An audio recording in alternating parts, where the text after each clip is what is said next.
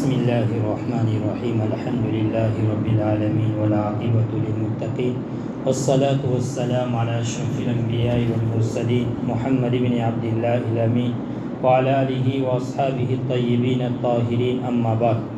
عن أبي سروعة عقبة بن الحارث رضي الله تعالى عنه قال: صليت وراء النبي صلى الله عليه وسلم بالمدينة العصر فسلم ثم قام مسرعا فتخطى رقاب الناس إلى بعض حجر نسائه ففزع الناس من سرعته فخرج عليهم فرأى أنهم قد عجبوا من سرعته فقال: ذكرت شيئا من تبر عندنا فكرهت أن يحبسني فأمرت بقسمته. رواه البخاري. وفي رواية له: كنت خلفت في البيت تبرا من الصدقة فكرهت أن أبيته.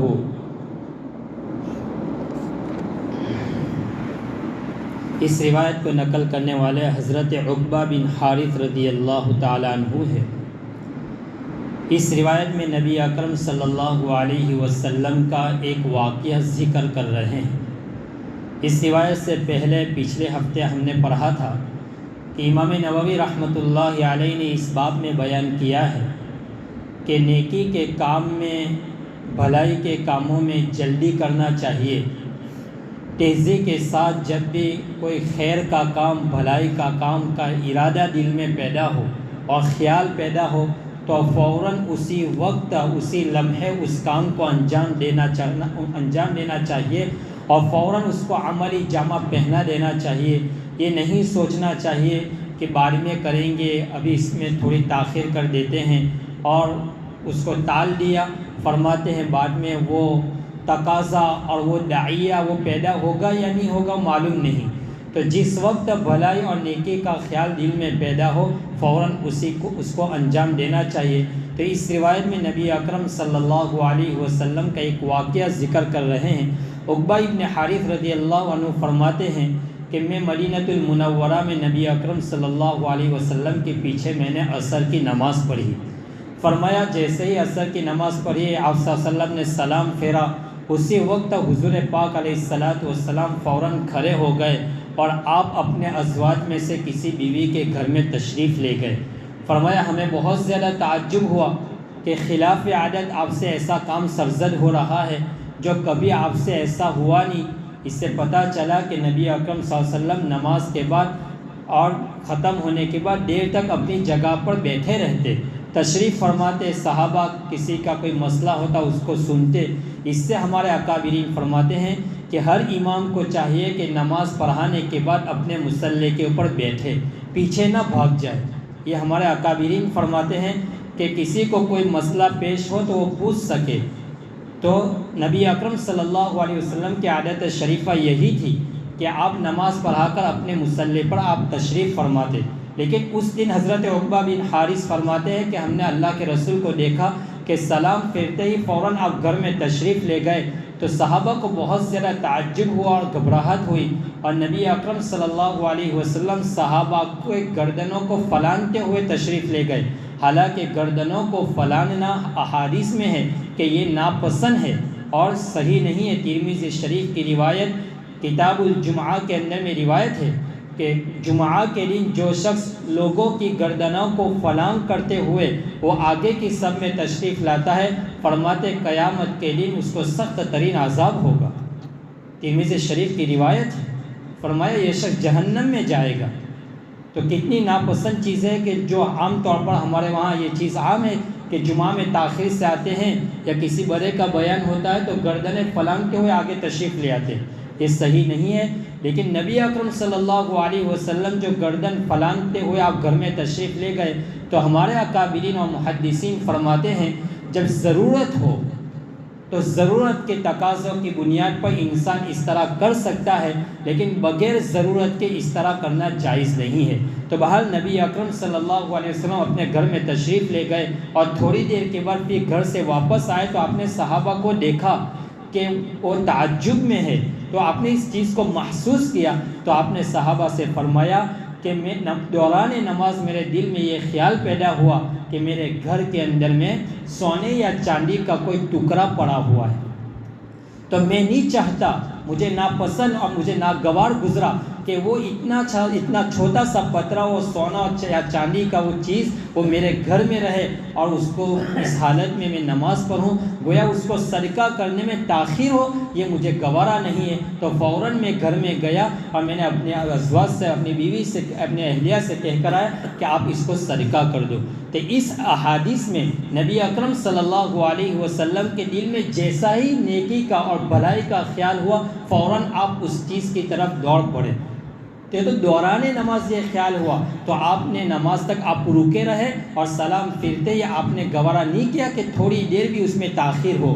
اس لیے اس سے اس بات کی طرف اشارہ ہے کہ انسان کے دل میں جب بھی کوئی خیر کا، بھلائی کا، نیکی کا ارادہ اور خیال آئے، فوراً اس کو کر لینا چاہیے۔ یہ نہیں سوچنا چاہیے کہ بعد میں کریں گے، ابھی پہلے جس کام میں مشغول ہے اس سے جب فارغ ہو جائیں گے بعد میں وہ کام کریں گے۔ معلوم نہیں بعد میں وہ داعیہ، وہ جذبہ وہ پیدا بھی رہا ہوگا یا نہیں ہوگا۔ اگر پیدا ہوا تو وہ موقع اور وہ جو اسباب جو میسر تھے وہ بھی اب میسر رہیں گے کہ نہیں رہیں گے۔ اس لیے جس وقت انسان کے دل میں جو خیال بھلائی کا، نیکی کا ارادہ خیال ہو، اسی وقت اس کو کر لینا چاہیے۔ بہرحال اس روایت میں اسی چیز کو بیان کیا جا رہا ہے۔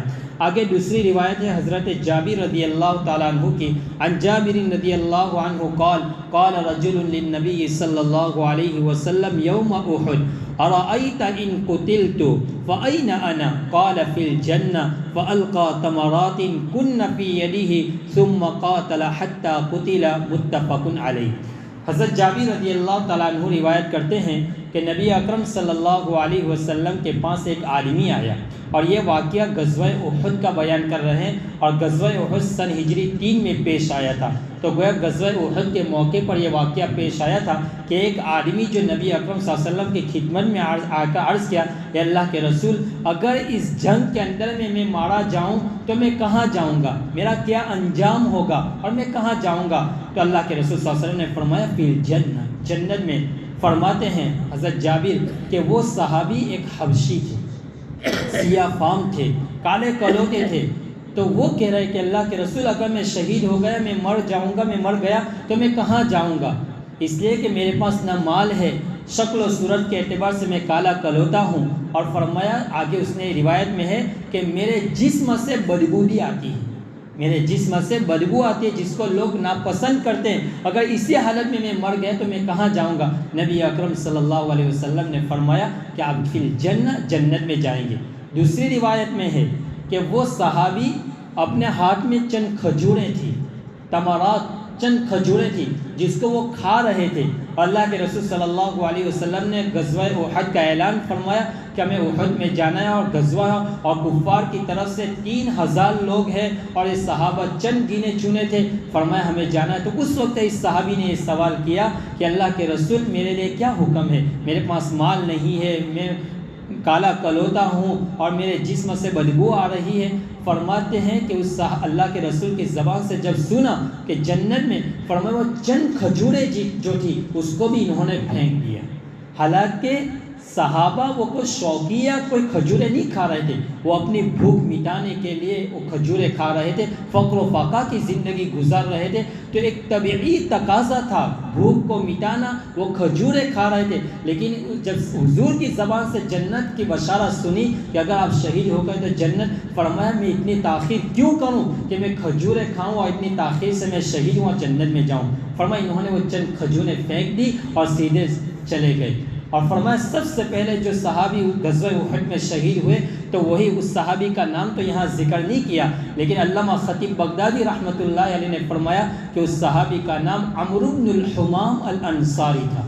عمرو بن الحمام، فرمایا جب اس کی ناش کے پاس حضور پاک علیہ الصلوۃ والسلام تشریف لے گئے اور آپ نے ان کے چہرے کو دیکھا تو آپ نے ان کو بوسہ دیا۔ ایک روایت میں کہ بوسہ بھی دیا، اور آپ نے فرمایا اے اللہ اس شخص کے چہرے کو اے اللہ تو سفید فرما دے، یہ کالا ہے، اس کے چہرے کو سفید فرما دے، اور اس کے جسم سے جو بدبو آتی ہے اے اللہ اس کو تو خوشبو میں معطر کر دے، خوشبو سے بدل دے، اور اللہ اس کو جنت میں بھیج دے، اور تو اس سے راضی ہو جا، تیرا حبیب بھی اس سے راضی ہے۔ یہ نبی اکرم صلی اللہ علیہ وسلم نے فرمایا۔ تو تو گویا ان دونوں روایتوں سے ہمیں یہ سبق ملتا ہے کہ جب ہمارے سامنے کوئی خیر کا تقاضا ہو، کوئی بھلائی کا تقاضا ہو کوئی، تو اس میں فرمایا جلدی سے اس کام کو انجام دینا چاہیے، یہ نہیں کہ بعد میں نہیں، اب دینا ہی تو ہے۔ عام طور پر زکوٰۃ کے مسائل ہے، اسی طرح صدقہ کے مسائل ہے، اس کے اندر میں آدمی کے دل میں جذبہ تو داعیہ تو ہے، زکوٰۃ بھی ادا کرنے، فرمایا دینی تو ہے، دیں گے نہیں، جیسے ہی انسان کے اوپر تقاضا ہو، خیال ہو، فرض ہو، اللہ کا کوئی حکم ہو، فوراً اس کام کو انجام دینا چاہیے۔ دیکھو نبی اکرم صلی اللہ علیہ وسلم سے بڑھ کر اس کائنات میں کون ہو سکتا ہے، لیکن اللہ کے رسول صلی اللہ علیہ وسلم فوراً نماز ختم ہوتے ہی اپنے گھر میں جا کر اس سونے یا چاندی کے جو ٹکڑا تھا اس کو اپنے صدقہ کرنے کا حکم دے دیا۔ اسی طرح یہ صحابی کہ جیسے ہی دل میں یہ خیال، حضور کے زبان سے یہ بشارت سنی، تو ہاتھ میں جو چند کھجوریں تھیں، حالانکہ آپ کو تقاضا تھا اس کے بغیر بھی آپ نے اس کو ڈال دیا، آپ سیدھے غزوے میں شریک ہو گئے۔ بہرحال تو ہمیں خیر کے اور نیکی کے کاموں میں سبقت کرنا چاہیے۔ قرآن کریم میں جو ہے اس سے پہلے والی روایت ہے بادروا بالاعمال الصالحہ، کہ نیک کاموں میں جلدی کرو، بڑھو۔ اسی طرح قرآن میں فاستبقوا الخیرات، بھلائی کے کاموں میں سبقت کرو، وسارعوا الی مغفرۃ من ربکم، کہ تم اپنے رب کی مغفرت کی طرف دوڑو۔ تو گویا اس کے اوپر نبی اکرم صلی اللہ علیہ وسلم نے عملی طور پر آپ نے وہ کام کر کے اور نمونہ پیش کر دیا امت کے سامنے۔ تو یہ ہے ہمارے لیے آپ کی زندگی، آپ کا اسوہ ہمارے لیے آئیڈیل ہے، نمونہ ہے۔ لَقَدْ كَانَ لَكُمْ فِي رَسُولِ اللَّهِ أُسْوَةٌ حَسَنَةٌ۔ اللہ تبارک و تعالی ہمیں بھلائی کے، نیکی کے اور خیر کے کاموں میں سبقت کرنے والا بنائے، اس میں مقابلہ کرنے والا بنائے، ریس لگانے والے بنائے۔ صحابہ کی زندگی کو آپ دیکھیں تو ہمیں پتہ چلے گا کہ وہ خیر کے کاموں میں سبقت کرتے تھے، بھلائی کے کاموں میں سبقت کرتے تھے۔ کبھی کسی صحابی کے بارے میں یہ نہیں ملے گا کیا عثمان کے پاس اتنے پیسے، عبد الرحمن بن عوف کے پاس اتنے پیسے تو میں اس سے آگے بڑھ جاؤں، کبھی آپ کو یہ چیز نہیں ملے گی۔ بہرحال وہ خیر کے، بھلائی کے کاموں میں وہ سبقت کرنے والے صحابہ تھے۔ اللہ ہمیں انہی کے نقش قدم پر چلنے والا بنائے۔ وآخر دعوانا الحمد للہ رب العالمین۔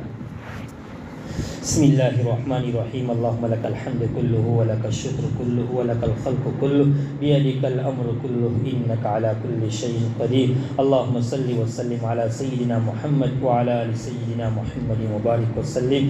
اللہم صلی علی سیدنا محمد صلاة تنجینا بها من جمیع الاحوال والآفات وتقضی لنا بها جمیع الحاجات وتطہرنا بها من جمیع السیئات وترفعنا بها عندک اعلی الدرجات وتبلغنا بها اقصى الغایات من جمیع خیرات فی الحیات و بعد الممات انک علی کل شیء قدیر۔ اے اللہ ہمارے گناہوں کو معاف فرما، خطاؤں سے درگزر فرما، سیئات کو حسنات سے مبدل فرما، زندگی کی ساری بد اعمالیوں کو معاف فرما، اعمال صالحہ کرنے والے بنا اور اعمال صالحہ میں اے اللہ سبقت کرنے والے بنا دیجئے۔ اللہ آپ ہم سے راضی ہو جائیے اور ہمیں آپ سے راضی کر دیجئے۔ اے اللہ آپ ہمارے پر اپنی نعمتوں کی بارشوں کو برساتے رہیے، ہمیں اس سے محروم نہ فرما۔ اے اللہ ہمیں عزت عطا فرما، ذلت اور رسوائی سے حفاظت فرما۔ اللہ ہمیں دوسروں پر ترجیح عطا فرمائیے، دوسروں کو ہمارے پر ترجیح نہ فرمائیے۔ پھر اللہ آپ ہم سے راضی ہو جائیے، امت کے حال پر رحم فرما، خصوصاً اہل فلسطین اور غزہ کے اللہ مظلوم مسلمانوں کے اوپر اپنی مدد فرما دیجئے، اپنا رحم و کرم کا معاملہ فرما دیجئے۔ اللہ معصوم بچے بھوک سے اللہ مر رہے ہیں، پھر اللہ ان کے اوپر اپنا خصوصی فضل فرما دیجئے، اپنے خصوصی رحمتیں نازل فرما دیجئے۔ اللہ امن و امان پیدا فرما دیجئے، سکون اور عافیت والی زندگی ہم سب کو، پوری امت کو نصیب فرما دیجئے۔ ہماری مسجد کو آباد فرما، مسجد کو آباد کرنے والوں کو آباد فرما۔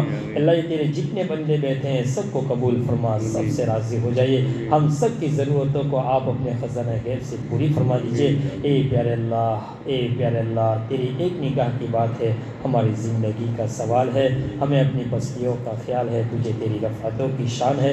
پیارے اللہ ہم سب کو ایمان پر زندہ فرما اور ایمان کی حالت میں ہم سب کی موت نصیب فرما۔